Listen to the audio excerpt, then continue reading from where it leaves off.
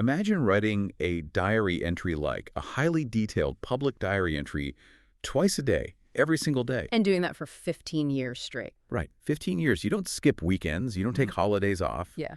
But you aren't writing about, your feelings or your family or daily frustrations. Yeah, it's not a personal journal in that sense. Exactly. Instead, you are out there rigorously debugging the mechanics of some random roadside weed you found on your commute.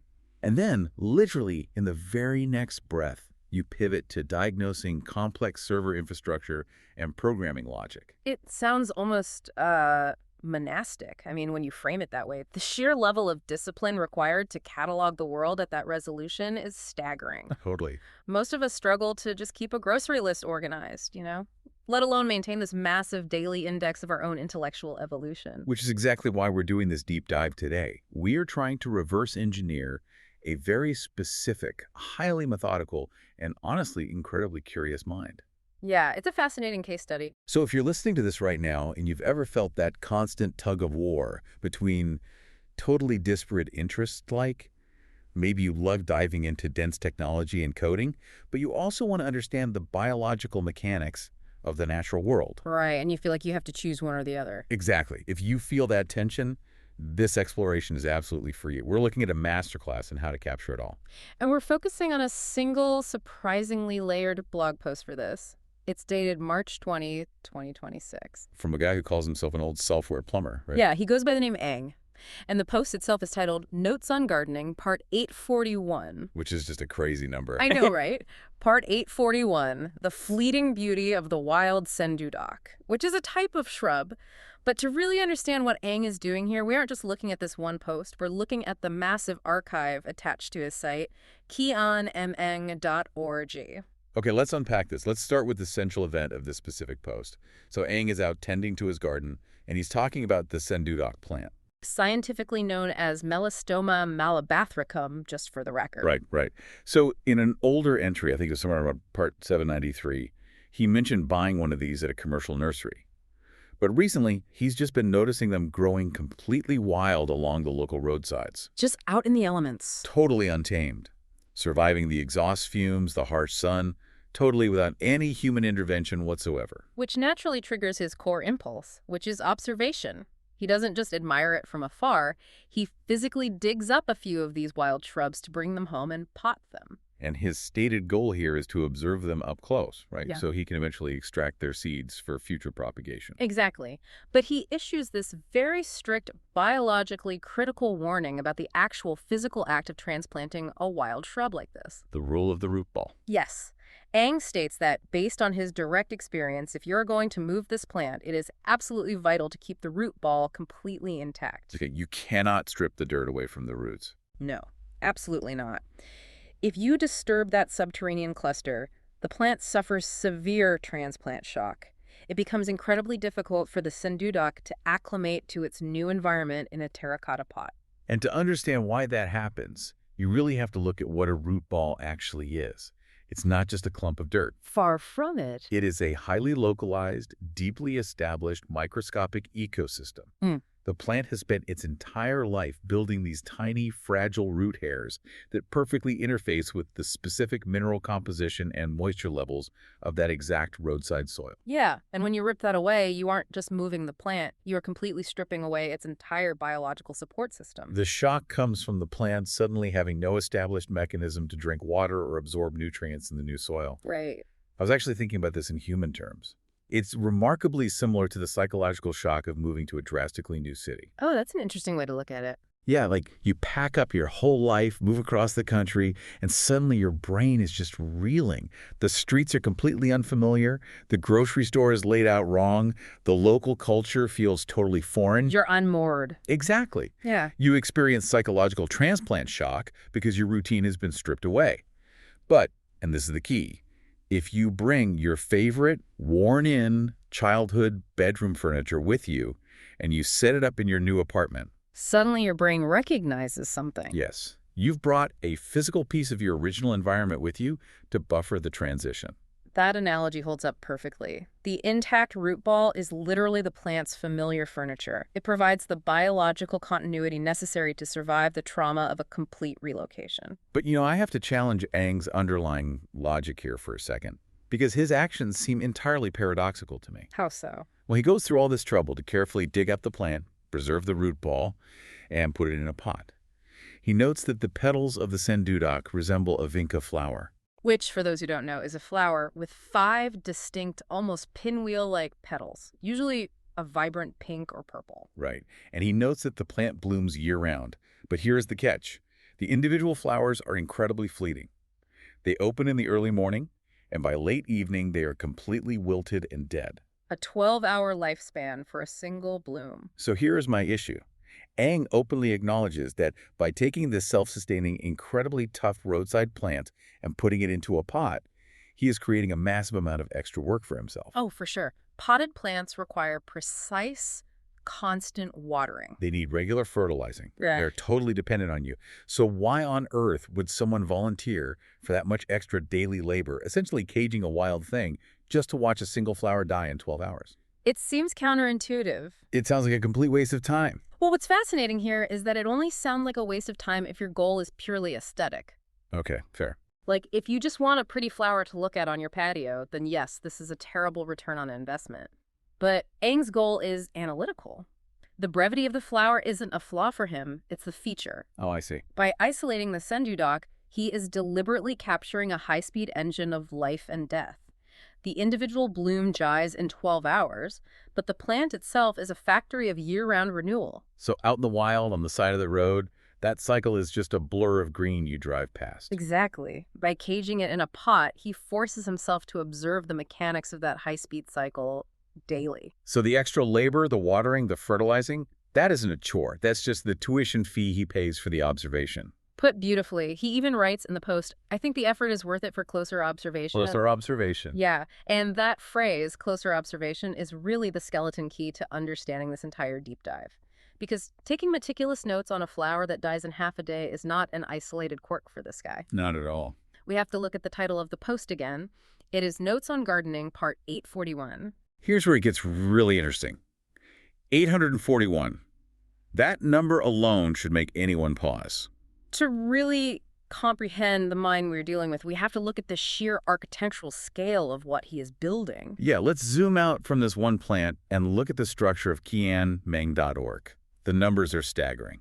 This post about the Sendudok is dated March 20, 2026. Okay. By that 20th day, Aang had already published 60 individual posts in March alone. Wow. That averages out to 3 deep analytical posts a day. And this isn't some sudden manic burst of hyperfixation that just burns out after a month either. The historical consistency is the real story here. I dug into his sidebar archives, and it blew my mind. He published exactly 730 times in the year 2022. 2 a day. Then, exactly 730 times in 2023. In 2024, because it was a leap year, he published exactly 732 times. And in 2025, back to 730. That is relentless. He is documenting his findings roughly twice a day, every single day for years. And if you scroll all the way back to the beginning in 2011, he only posted 26 times that entire year. So you can literally trace this exponential compounding growth of his note-taking habit over 15 years.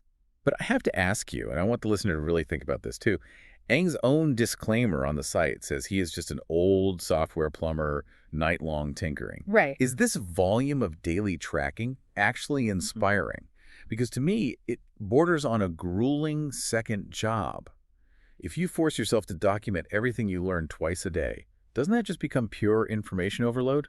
If we connect this to the bigger picture, it would be information overload if you were just hoarding random facts. But he's doing something fundamentally different. He isn't writing a diary. He is constructing a meticulously categorized personal Wikipedia. A personal Wikipedia, I like that. When you look at that evolution from 2011 to 2026, you are watching a brain learn how to structure itself. In 2011, 26 posts a year means he was probably just jotting down occasional musings. Yeah.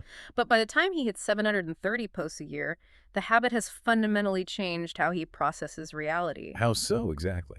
Think about how often you figure out a complex problem at work or fix something in your house only to completely forget how you did it 6 months later. Oh, all the time. You have to re-Google the solution, reread the forums, re-experience the entire frustration. Right. Aang never has to do that. Writing something down forces the brain to synthesize raw data into a structured narrative. He isn't suffering from information overload. He has actively conquered it by externalizing his memory. He has built a vast, searchable legacy of his own learning curve. Okay, that makes a lot of sense. He's indexing his life to bypass future friction. But that leads to an incredibly obvious question. What's that? If someone is writing 60 detailed posts in 20 days, they cannot just be talking about the root ball of one wild shrub. Yeah. There simply aren't 841 things to say about the Sendudok. So what else is he indexing? This is where we see the true whiplash of a polymath's mind. The variety of his daily interests is almost dizzying. Dizzying doesn't even begin to cover it. I was looking through his logs for just that 1 month, March 2026. The juxtaposition between biological nature and hard technology is wild. It really is. On the exact same day, or like within hours of each other, he publishes Notes on Haskell Programming, Part 87, Reducing States. Heavy programming stuff. And then immediately follows it with Notes on Fish Keeping, Part 211, Managing the Aggressive Tetras. From Haskell to aggressive fish. Yes. And then he pivots to Notes on Dieting, Part 116, Is Eating Fish a Better? And the title just cuts off there. When you look at his broader projects list, the breadth is even more expansive. He maintains extensive, highly technical notes on various programming languages: Elixir, Erlang, Python, Rust, Go, artificial intelligence frameworks. Just a casual list. Right, but those sit right next to his MOOC notes, which are massive open online courses he takes, and they sit next to his betta spawn logs, where he tracks the complex breeding cycles of betta fish. It's incredible. He has entire sections dedicated to learning the guitar, practicing meditation, and deep dives into photography. The photography section is intense, by the way.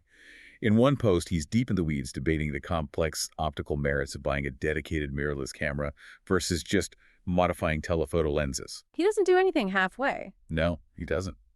And let's look at the specific granular challenges he was dealing with in March. In part 826 of his gardening notes, he's diagnosing a problem with leggy seedlings. Okay. Then he's figuring out how to propagate a crown of thorns plant. Which, for context, is a notoriously stubborn succulent.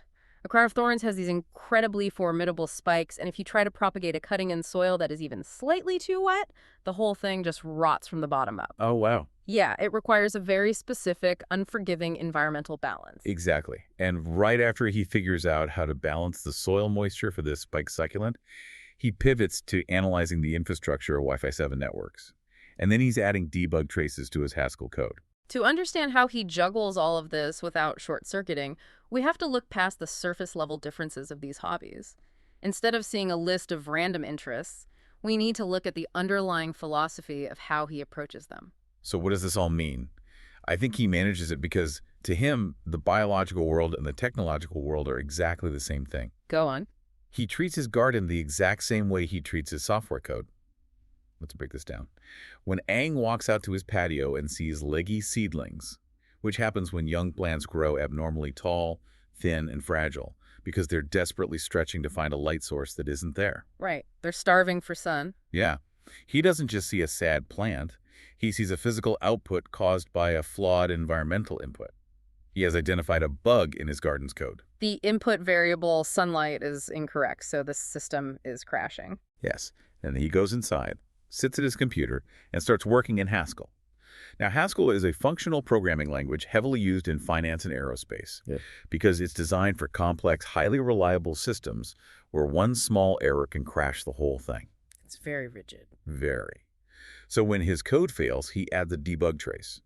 For anyone who doesn't code, a debug trace is essentially leaving a trail of digital breadcrumbs inside the software so you can track exactly where the logic breaks down.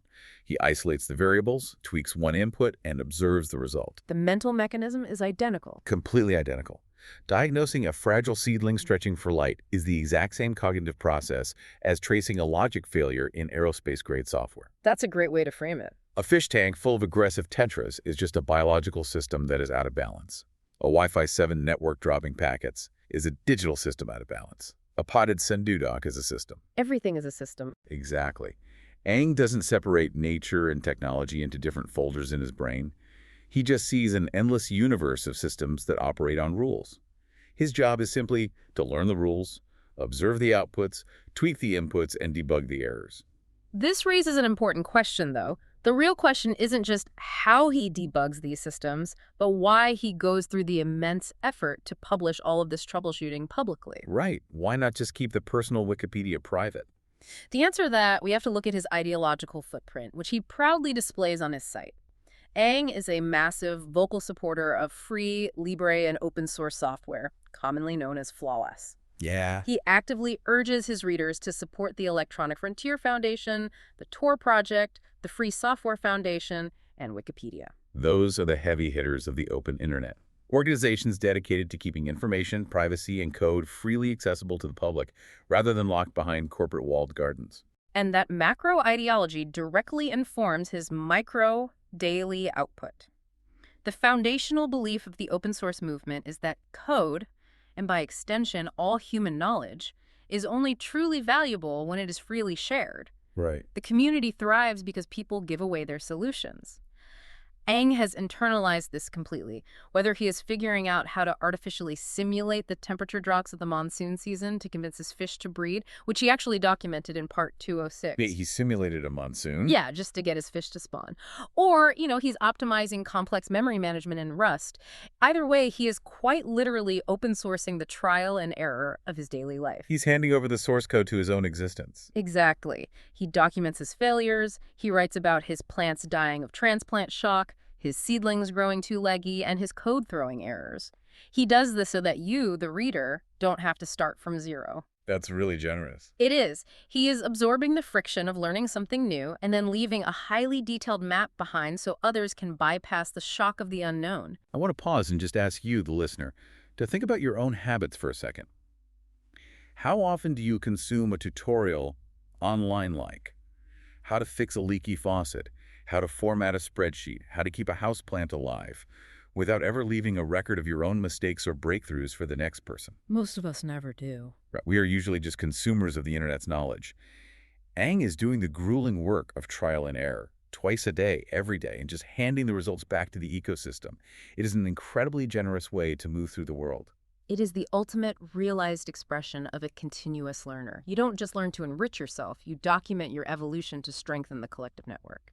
Which brings us to the core takeaway of this entire journey. We started this deep dive by looking at a completely unremarkable roadside weed, the wild Sendudok shrub. We looked at its fleeting morning to evening bloom. Yeah. And by paying rigorous attention to that one tiny, hyper-specific biological detail, we uncovered a massive 15-year philosophical archive built by a software plumber who relentlessly debugs everything around him. The lesson here is that being truly well-informed isn't about speed reading the daily headlines or passively doom-scrolling through a feed of disconnected facts. True understanding comes from paying rigorous, structured attention to the actual mechanics of the world directly in front of you. Whether that world is literally rooted in the dirt on the side of a highway or glowing in lines of Haskell code on a computer monitor, it's all connected. They're all just systems if you take the time to observe the rules. And crucially, if you remember to keep your root ball intact. Yes. And that is the final thought I want to leave you with today. Aang explicitly warned us that to successfully uproot a wild plant and move it into a completely new environment, you absolutely must keep its root ball perfectly intact. Otherwise, the plant fails to thrive. Right. If you disturb that core foundation, it fails in its new home.